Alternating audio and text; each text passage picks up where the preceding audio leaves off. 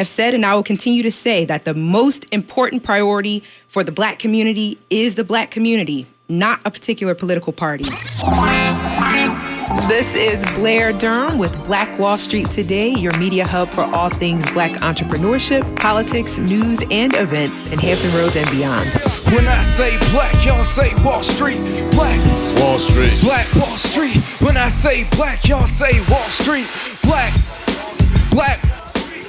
Good afternoon. This is Blair Durham with Black Wall Street Today. Thank you so much for tuning in to this week's episode. Please follow us on social media at Black Wall Street Today on Facebook and Instagram, and on Twitter at BWS Today. This week's show will take a look at branding for large-scale distribution with a special guest whose products are featured in Costco, Kroger, Harris Teeter, Total Wine, and coming soon, Walmart. We are so excited. But first, a word on the new trade agreement signed into law this month. The U.S.-Mexico-Canada agreement has been described as impressive by lawmakers on both sides of the aisle, fulfilling President Trump's campaign promise to renegotiate unfair trade deals that hurt American workers. The USMCA guarantees a number of important protections for business.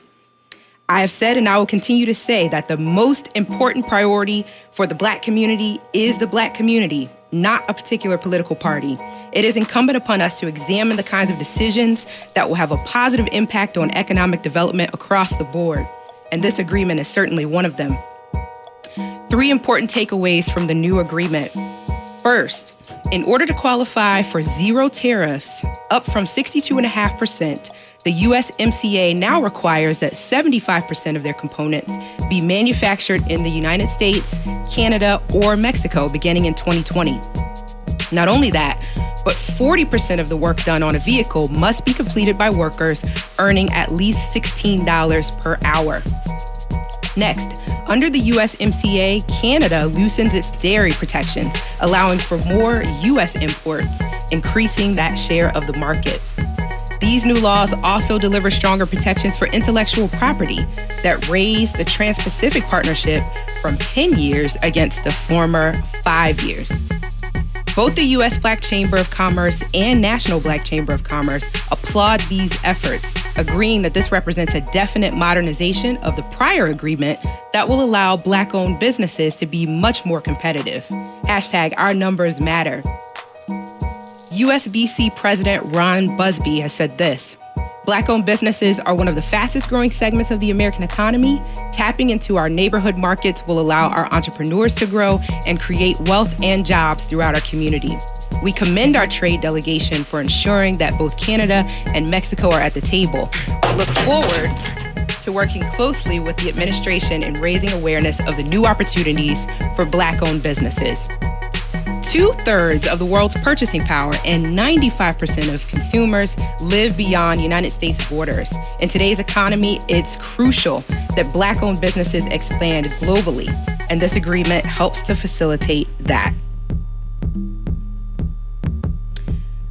USBC Inc. includes a specific focus on exporting in its 2018 Black Print publication. It also says and recommends that the government develop trade policies that ensure Black-owned companies have fair opportunities abroad with the accorded intellectual property protection in foreign markets. Bravo! The agreement moves us in the right direction.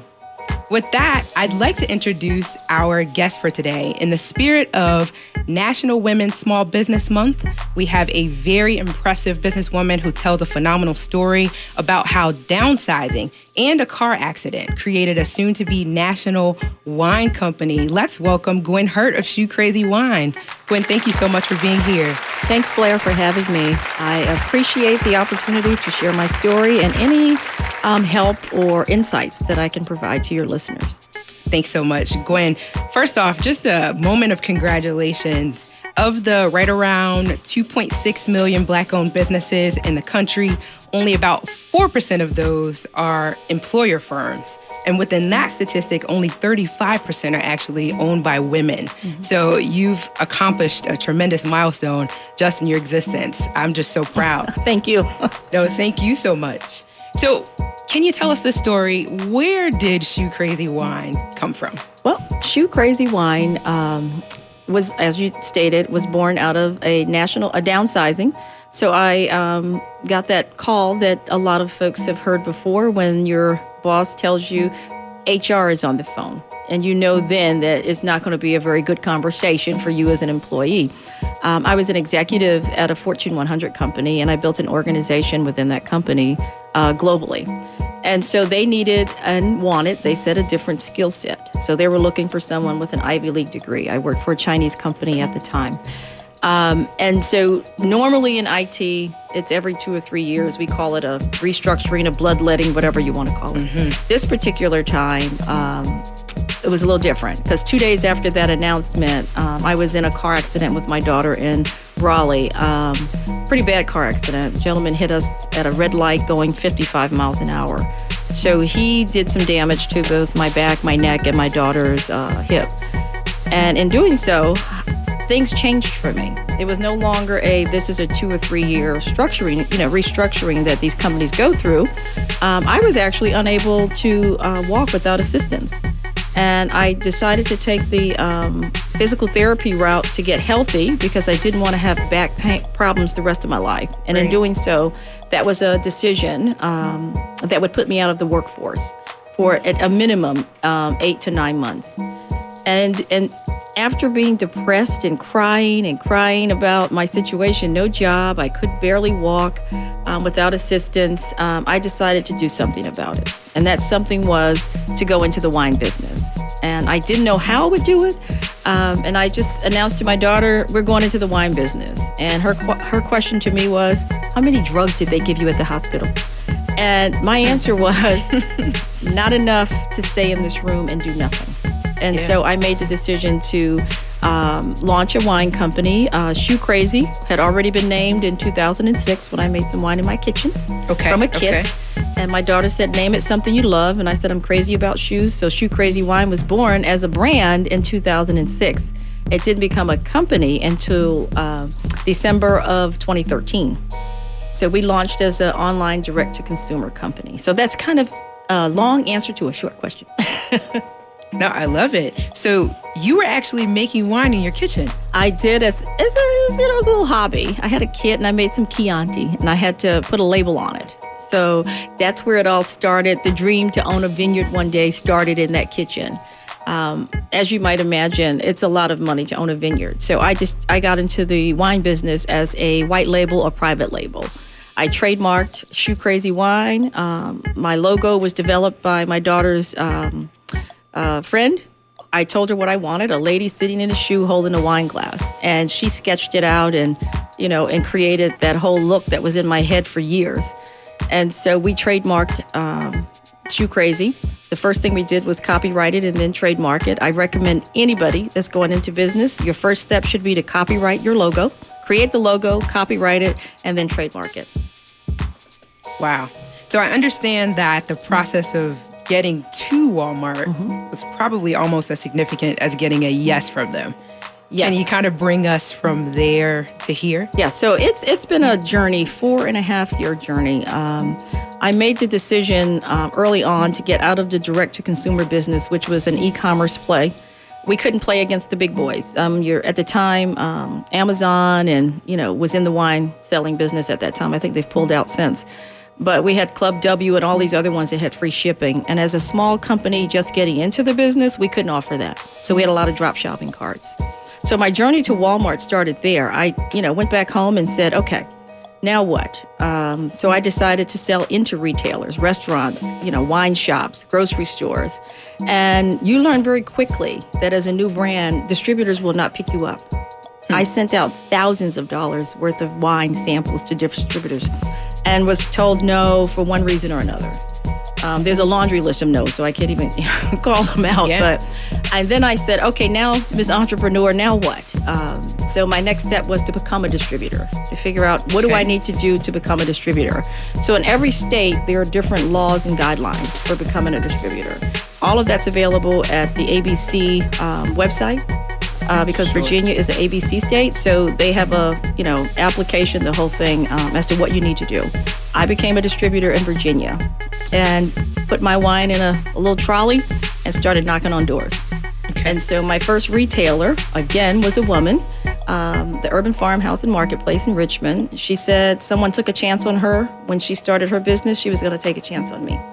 And she was our first retailer. So again, the steps leading up to large enterprise is what I call them.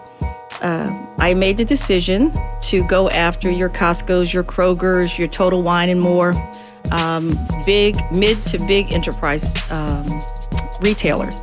With that, the decision was made by me. Again, it was a personal choice. And I tell people, look at where you want to go with your business. If you want to start a distribution company, wine, spirits, or whatever, decide who you want to play with.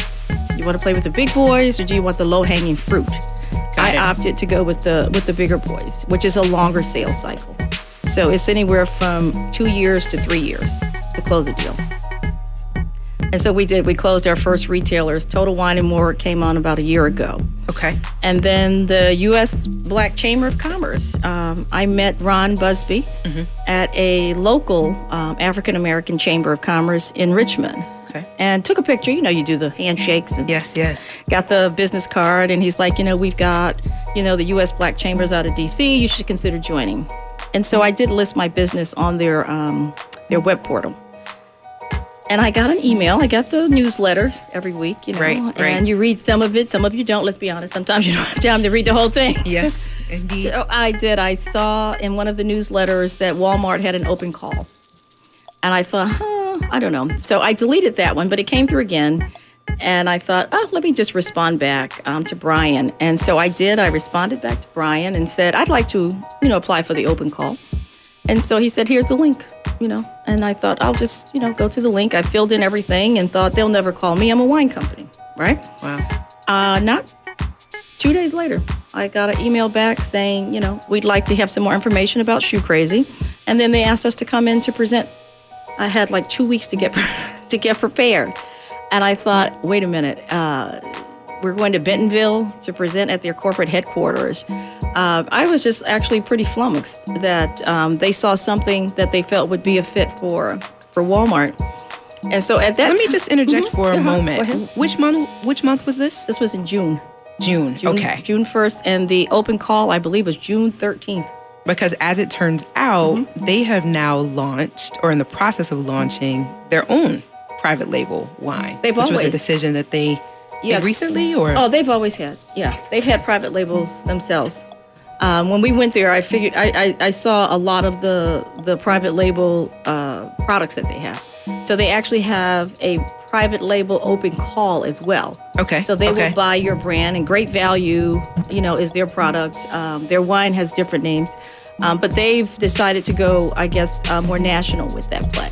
Got it. Okay. Go on with your story. So you show up in Bentonville. Actually, what I did was I pulled together a team to put together our pitch. So most people were thinking this is like a Shark Tank type of thing, right? Okay. I didn't look at it that way. To me, it's I'm going to be sitting and presenting my products in the best light that I can present them. I don't care about personality. Show your smile, show your energy. You need to show your product and show your supply chain and show your cost of goods.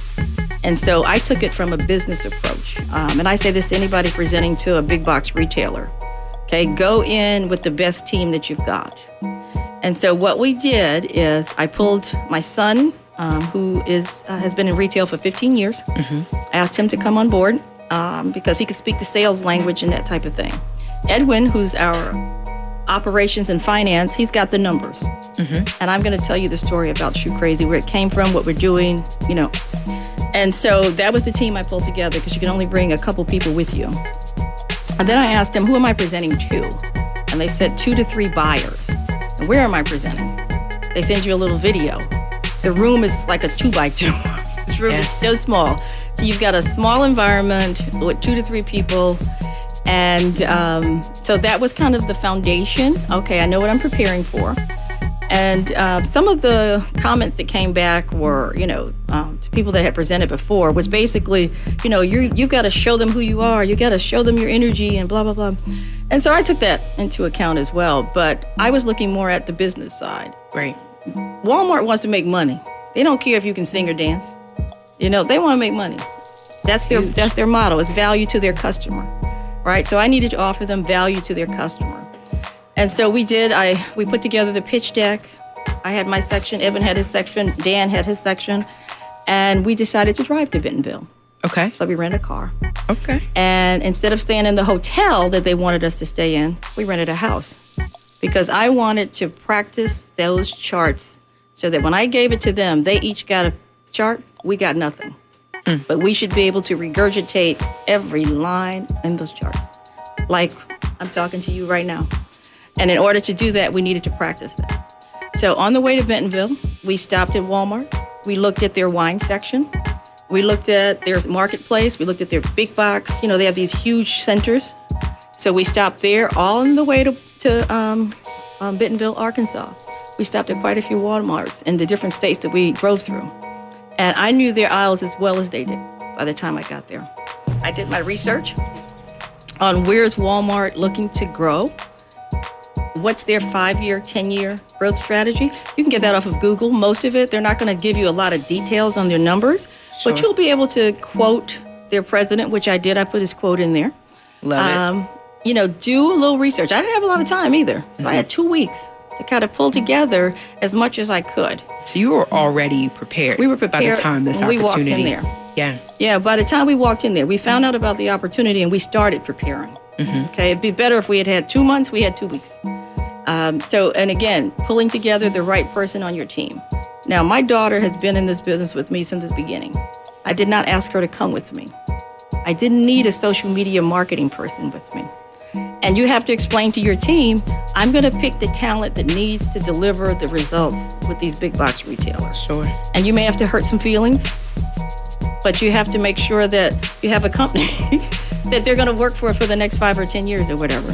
So that's what I did. I put together the best team that I could put together for that. And then we did our research. And when we got there, you know, we gave them, we found out that there was no electronics. Everything was going to be manual. So we printed out their charts and their deck and we gave it to them and we had nothing because we already knew what was in them, right? And so I introduced myself and the company. We started pouring a little wine. If you're selling peanuts, you're going to start serving your peanuts, okay, you know, whatever. So provided a sample. Yeah, you provide your samples. So we, I was pouring the wine while I was talking, basically. And, you know, it's a relaxed atmosphere. You want the people that you're talking to feel relaxed as well. And so they were tasting while I was talking. I finished my piece, which was, this is what Shoe Crazy is. This is how it came about. And then that was a segue for Daniel to take the sales piece. What are you going to do for sales and marketing, Mr. Walmart? This is what we're going to do. This is what we see that we need to do for you. Okay, again, just going by what we'd researched over 2 weeks. So he finished his piece on the sales and marketing side, you know, and then he segued into the cost of goods. Here comes the numbers. This is what's really important to them. How much is your product going to cost and how much can I make on it? And will my consumers and my shoppers want to buy it because it's the right price? So we did all of that. Edwin took his piece, you know, went through the numbers. They had a couple of questions about the cost of goods, our supply chain. Can we deliver product if they put us in X number of stores? I built my supply chain before I had a customer. That's another thing. Build your supply chain. Build your supply chain. Before we get back to our conversation with Gwen Hurt of Shoe Crazy Wine, it's time for our hashtag Add This to the List segment. And today we are adding companies to the list that have a focus on supplier diversity. And Walmart is certainly one of them. Other companies that have a proven track record with Black business owners and a serious commitment to the growth of our own companies are Bank of America, Apple, Johnson & Johnson, Kroger, MGM Resorts International, and State Farm. For a complete listing of the top supplier diversity companies in the country, you can visit Black Enterprise. Welcome back, Gwen. Thank you. Yes, thank you so much. Looks like we've got a caller already. Hello. Black Wall Street Today. This is Blair Durham. Who's calling in? Hey, Blair, this is Patty. How you doing this morning or this afternoon? Patty, good afternoon. Where are you calling in from? I'm calling in from Norfolk, Virginia. Awesome, awesome. What's your question for Gwen? Yes, good afternoon, Gwen. How you doing? Good, Patty. How are you? I'm doing very well. So as I'm a business owner, and I'm a graphic designer, but I'm currently working on another plan where I want to purchase commercial real estate. And I don't have the capital right now. So I guess my question would be, do you recommend, like, how do I raise capital? Like, I want to, because I have a pitch that's ready, but I don't have any capital that has been raised towards it. So what do you think is the best way to raise capital through venture capitalists? Should I go venture capitalist way? Should I go angel? Should I look for angel investors? Should I start building my own capital? Or what do you recommend at this point as I'm starting this process? Okay, so Great question. Great question. Yes, my recommendation would be to do a traditional loan if you can. That would be the first thing I would recommend. Going to a bank if you have a great FICO score. One of the things I learned about becoming an entrepreneur is that I've invested my own money. And what I should have done is I should have used my own money as collateral and taking out a bank loan for my first round of funding is what I should have done. I didn't do that. I used my own money. And in doing so, because the business that I'm in is very, it's a tough industry. It's big. It's very competitive. And in doing so, I just ruined my FICO score. So I didn't have an option to go back to a bank, a traditional bank. And I learned the hard way that I should have done that first. So that would be my first recommendation. If you have a great credit rating and you can go traditional to start. And don't use your own money if you don't have to. Okay. And what we're doing now is we are doing a capital raise for that very reason. We're expanding out into Walmart, and we're going to need to buy an awful lot of wine from our supplier. And therefore, we're going to need capital. So we're doing a traditional capital raise now with a convertible note looking to VCs and private investors. And so that would be my second suggestion. Okay, thank you so much. You're And welcome. excuse me? No, I said you're welcome. Go ahead. Okay, and my second question, I see so many people that do the online campaigns, do Kickstarter, GoDaddy. Do you think that is that a good way to do it, or are you doing your own individual campaign? You're reaching out to individual people with your own pitch and not going through a third-party platform such as Kickstarter or GoDaddy. Okay. Not GoDaddy, but what's the other one? GoFundMe. I'm sorry. GoFundMe, Indiegogo. GoFundMe is really for, I think, at least what I've seen is for if there's a tragedy or something that's happening and you need someone to help a family out. That tends to be what GoFundMe does better with. Indiegogo is another platform. You could take that route if you have a compelling story. Here was my experience with those platforms. I have a traditional product, which is wine, right? The breweries and distilleries and things like that seem to be able to do better than, say, a winery or a wine company, which is what I am. You have to give out some sort of a prize or whatever. So if you're a brewery or a distillery, you can say you have your own chair in the distillery and you can come in with 5 friends kind of as a gift for donating. And my business, I didn't have that option because Virginia doesn't allow me to give away wine. Okay. So I would say if you have a compelling story and a product that you can raise funds on those platforms, then you definitely do it. Okay, well, thank you so much for the advice, and I will definitely be applying some of your tips to my own business planning. Thank you so much. Fantastic. Patty, thanks so much for calling in. Thank you. So Gwen, talk a little bit about the capital raise. I felt like that's a very interesting question in terms of going from where you are now to even being ready for a Walmart. Right. So we looked at the fact that they're going to start us in 3 states. So they're going to start us in Georgia, North Carolina, and Virginia, and probably up to 300 or 400 stores. We still haven't gotten that number yet. Okay. And if you want to expand out beyond that, what do you have to do? You have to move those wine bottles off the shelf and into a cart, right? Exactly. So we looked at what are we going to need to market? How are we going to market this? It wouldn't be just a traditional social media play. It would be a digital play. Okay. That's going to cost money. And we have to have boots on the ground. So going into these brick and mortars, You have to have somebody checking to make sure dust is not collecting on your wine. If it's not moving, why isn't it moving? And what can we do to help it move? So we put in place a very aggressive budget for that. Hiring people, our product, we have to have the wine ready to go when they say here are the stores they need to be delivered to. And we need to have marketing so that people know before it gets on the shelf that it's there. So what we decided to do is digital advertising, which is your pop-ups, geofencing. So every time someone is near one of those Walmarts, a Shoe Crazy Wine logo or a little mini video will pop up. Okay. So by the time that shopper, that Walmart shopper or non-Walmart shopper, because we're trying to incent people to go into Walmart to look for the product, when they get in there and they see it, they'll already know it. They'll be familiar with it. So we want to start that campaign in January. And in doing so, we're on an aggressive capital raise. Aggressive. How close are you to goal? We are close. Which is very nice. We're still in negotiations. The terms and conditions are what you have to work out. I just hired LeClaire Ryan out of Richmond. They've been in that business for 20 some odd years. And so they'll be helping us draft up those T's and C's and presenting them to our prospective investors.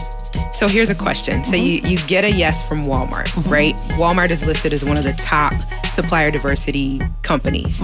Does that mean that they hold your hand through the next steps of that process? Are they assisting with any aspect of how you would market? How are they positioning you for success? Okay, so let me take a step back. The open call that I went to was Buy American, Support American. Okay. So that was the entire genesis of this was we're going to buy American. They set aside a couple $2 billion to buy American, support American manufacturing and companies. So this is almost like a campaign that they're running separate from their traditional. Okay. Exactly. Okay. So what I'm told, and we're still working through this because this just happened in June, end of June. We're going to go in April of 2019. So which was great because it gave us an opportunity to make sure we're ready, when it's time to do that delivery. So what I'm told is they will help with marketing, some of our marketing support. They're basically going to, they want to ensure that you're successful there. It's part of their reason for doing this. Okay. So they're not going to let you just fall on your face, I guess, is the way I would say it. That's good to hear. Love to take another call, 757-727-5711 if you have a question for Gwen. Gwen. Yes. En route to the finished capital raise. I understand that you've got some other pieces that you're looking to put together. Yeah. What are some of your needs right now? Well, our needs are, in terms of the capital raise? Just in general, you're looking for promoters, you're looking for samplers? We're hiring people. Okay. And right now, we're looking to hire brand ambassadors and wine promoters, especially in this area. In Hampton Roads? Okay. Chesapeake, Virginia Beach, this entire area. And we're looking for them to go into the Total Wines right now and do wine tastings to get acclimated with what we're doing. And then in 2019, that would go to both Total Wine, Kroger, and Walmart. Okay. So we're looking now to start training people about our product. Some of them could be people that already, buy our products. That'd be a great brand ambassador. We have lady Deanna out of Chesapeake, and she does Roots and Fruits wine tours.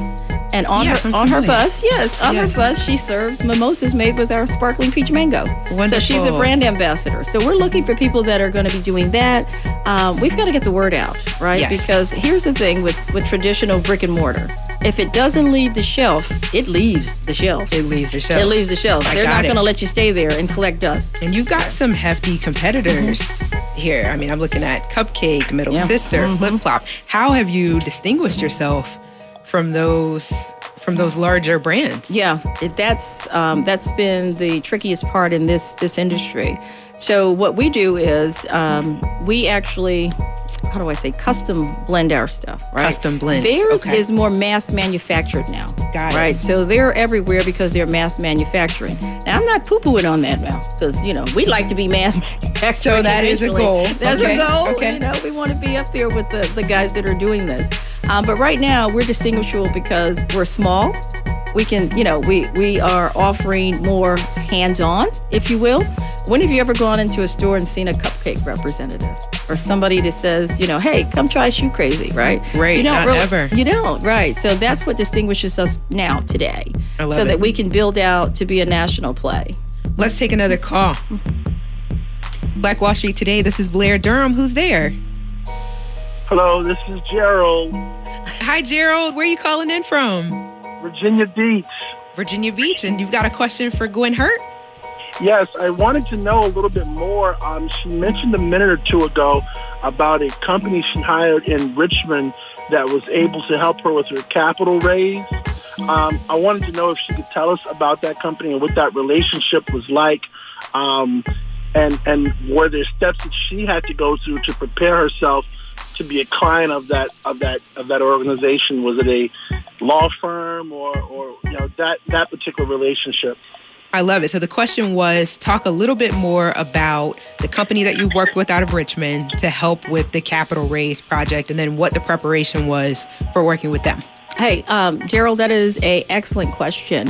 I'm going to take it one step further as well. So I have to give some props and call out to SCORE Richmond.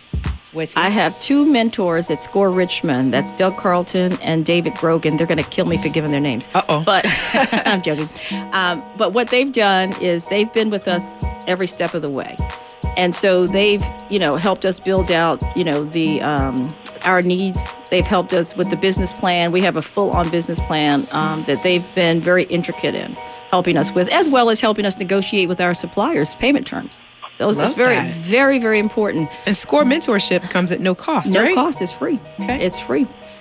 SCORE Richmond or SCORE, it should be one here in Hampton Roads or whatever. Yes. Okay, so that's the first step. Now, LeClaire Ryan is a top law firm in Richmond. And I met Gary LeClaire 4 years ago, maybe 3-4 years ago. He does a series called Entrepreneur for your second stage career. I'm not going to tell how old I am, but that'll give you enough. Okay. So it's called Entrepreneur. I met him and he, talked about and asked me about Shoe Crazy. And at that time, actually, we were just very new to the industry. He brought together some investors for me at the table. And not to invest, but to tell me to be realistic about what you're doing. So it was a little less than I thought I was going in there. I'm getting money. But no, what I was getting was something. Expectations, right? Okay. Was something more important. I was getting knowledge. You need to be more than just passionate about your product. Sure. You need to make sure that you can make money with your product, and you need to build out that type of a business. And so that helped me. But Gary has always been a supporter of Shoe Crazy, and he actually founded LeClaire Ryan. He's one of the founders of that law firm. And so when it was time for us to now do this capital raise, the first person that I went to, and Doug, my SCORE mentor, he goes, hey, if you know Gary, he's the best guy there is in this type of investment, call him up. And so I called him up and he picked up the phone and he says, Gwen, tell me what you need. Of course, it's not free. It's not free. It's not a pro bono, but it's fair. It's a fair, cost for what we're going to be doing and making sure that my company is protected. And let me just say this one more thing. Go right ahead. What Gary said was, in the documents that we were currently looking at to use, there's something called a KISS document. I won't bore everybody with this, but it's a tech investment tool they use in Silicon Valley. Okay. And we were looking at using that because one of our investors wanted us to use that. He said, absolutely not.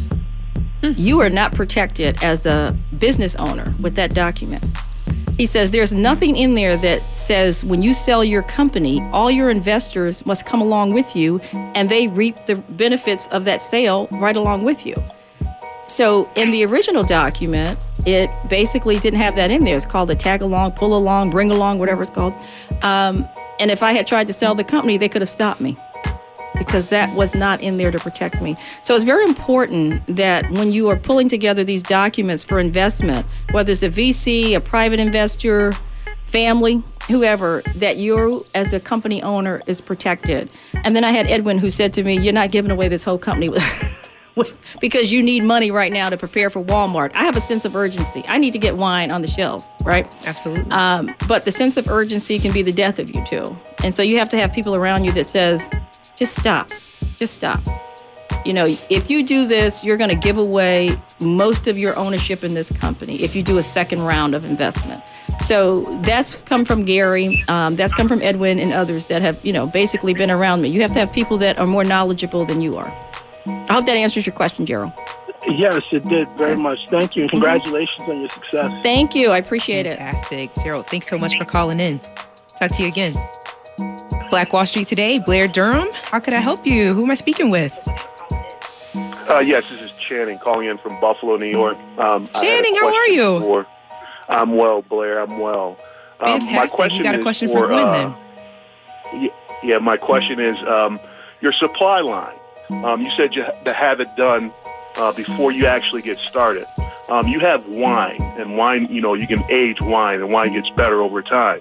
But what if you have supplies that you don't want to collect dust? What do you do then? How do you manage your supply line, or your suppliers to ensure that you have product when you need it, or you're not overstocked with product or holding on to it? Great question. Question was with regard to something that Gwen referred to earlier, the supply line. Gwen stated you have to have the supply line in place before you go to distribution. So with her particular product, she's able to kind of manage that because wine gets better as it ages. What about a product that may not get better with aging? How do you manage the supply distribution relationship at that point? Okay, so that's a very good question as well. When I say build your supply line, what I'm talking about is making sure that you're doing business with a supplier that can supply your product. So when I say build your supply line, what I did was I went to more than one supplier and said, okay, this is the product that I'm buying. Will you have enough of it if I expand out? So you may not have a customer. I didn't have a customer at the time. My goal is to one day have hundreds and hundreds of customers. Can that supplier supply your product if you get into, and we'll use Walmart as an example, they have 4,000 stores. If you get into 4,000 Walmarts, can that supplier supply it?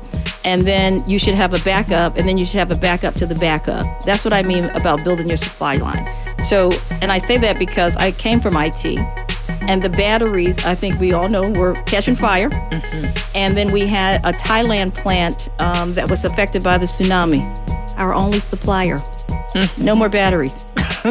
Okay? So that's why I say build your supply line. Build your foundation. Make sure you have that product. Now, if you have a product that's not shelf stable or has a short shelf life, then you have to actually look to forecast.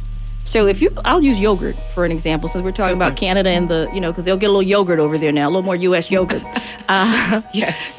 How long is the shelf life of yogurt? How long is it going to take you to get it from point A to point B? So if your yogurt is developed in the U.S. and you've got to get it across the border to Canada, is it going to survive the trip, right? Mm-hmm. And then how long will it be in the shelf? So you need to have that from your supplier. Your supplier that you buy your yogurt from should already know how long you're going to need to get this particular order. So if you're going to order 10,000 containers of yogurt, they know that your shelf life is only going to be 5 days with them, 5 days with you, 5 days across the border, and then in the store. So that's the type of information you need to get about your product first. And then you basically forecast what you need and how much you need. And if you're going to store it in your own warehouse or if you're going to take it from your supplier directly to your retailer. If that makes sense. Great question. Yes, Gwen, it does. Mm-hmm. Thank you. Thank you for the 5-minute masterclass. There it is. That only cost you $1. I love it, Channing. Thanks so much for calling in. All right. We'll talk soon. Yes, we'd love to take maybe one more caller. 757-727-5711. If you've got a question for Gwen Hurt with Shoe Crazy Wine, who is now distributing in 5 big box retailers, is it? Yes, we are. Yeah. You know what? Congrats to you. Thank you. I got to hear, what's the 10-year plan? I mean, good grief. Where are we going from here? Well, here's the thing, too. Walmart is our first national account. The other ones are regional, right? Okay. So it's 2 different plays. Regional, you're more dependent on those store managers to put you on the shelves. Unless you get to the corporate office, and I've learned this, if the corporate office doesn't put you in their planogram, and you're basically fighting the good fight every quarter. Is my wine going to be here? So, for instance, I'll use one of your diversity suppliers. Okay. Kroger. We're not in their corporate planogram. We're working our way there. So we're dependent on each store to stock us, with that store manager's space being shrunk literally every few months. They're getting less space that they can control. So it's tough for us. Walmart, on the other hand, is a national supplier. They're going to put us in the planogram. They're doing that, right? So we're more apt to be on the shelf and more secure to do our thing, to make sure it stays there. So we'll have some more control over that. So that's the difference in where we are right now. So Total Wine, we're in all of Virginia and Maryland. We're hoping to get into North Carolina and expand out. So it's trial, it's tribulation. It really is. Very interesting. So certainly you've had a few defining moments by now. Which one helped you realize, okay, this might actually work? Okay. I'll tell you, when we had a shift in product. Remember the fires in California? Fires in California was a defining moment for us. And our Sweet Harmony was affected by that. And that was one of our best sellers.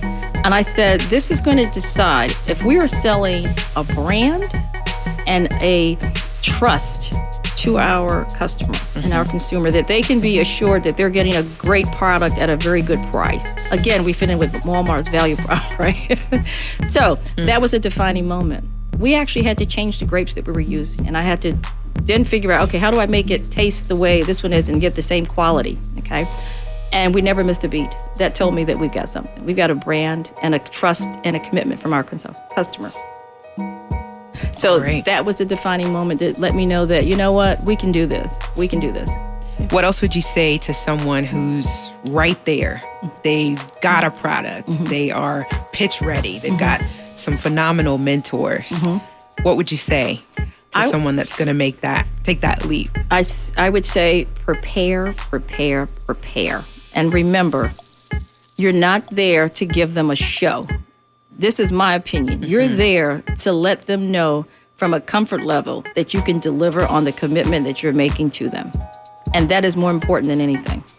I love it, Gwen. Thank you so much. Oh, you're welcome. Let us know before we go to break, where can people find you? Where can they find the wine? Just remind us again where you are. So we're at Total Wine in Kroger, Total Wine and all of the Total Wine and More stores here in Virginia. I would say go there. They have our best sellers. They have our Peach Mango, our Sweet Harmony, and our Red Blend. So I would say there in Kroger. Wonderful. This has been an absolute pleasure. I hope that you will join us again in the future. I sure will. Welcome back to Black Wall Street today. This has been a super exciting episode with Miss Gwen Hurt of Shoe Crazy Wine. Thank you so much, Gwen, for being here today. Stay with us online at Black Wall Street Today on Facebook and Black Wall Street Today on Instagram. And then follow us on Twitter as well at BWS Today. We look forward to talking again next week. Have a wonderful week.